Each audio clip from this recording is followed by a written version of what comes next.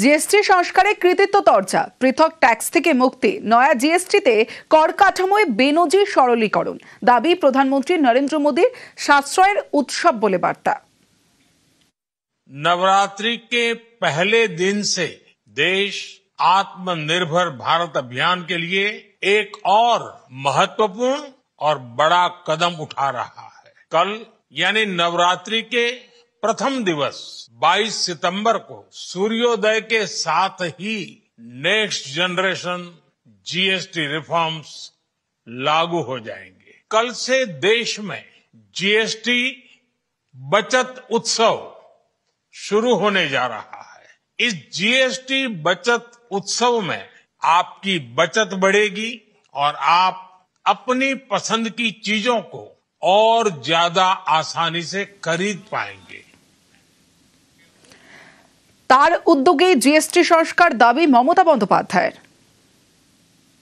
GST নিয়ে আজকে কেউ কেউ বড় বড় ভাষণ দিচ্ছেন, আমি একটা কথাই বলি, এই যে ইন্স্যুরেন্সের থেকে টাকা, এই জিএসটি কমানো না থাকা, এটা ফার্স্ট চিঠি আমি লিখি।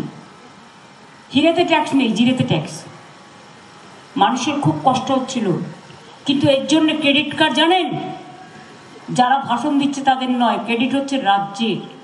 শুধুমাত্র ইন্স্যুরেন্সের আমরা বলেছি কোনো প্রিমিয়াম যেন বাড়ানো না হয়, এবং ওইটার জন্যই আমাদের রাজ্যের রেভিনিউ লোকসান হচ্ছে 900 কোটি টাকা, আর বাদ বাকি নিয়ে প্রায় 20,000 কোটি টাকার কাছাকাছি।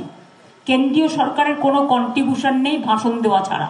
কেন মানুষকে ইন্স্যুরেন্সের টাকা দিতে গেলে তাকে হেলথ ইন্স্যুরেন্সের মেডিক্লেমও করবে, টাকাও দিতে হবে? কই স্বাস্থ্যসাথীর জন্য তো আপনাদের টাকা দিতে হয় না? ওটার ইন্স্যুরেন্স তো আমরা দিই, স্টেট গভর্নমেন্ট দিই, মাথায় রাখবেন। মানুষের ভালো হলে তো আমি খুশি হই, এটা তো আমারই প্রথম দাবি ছিল, আমি খুশি।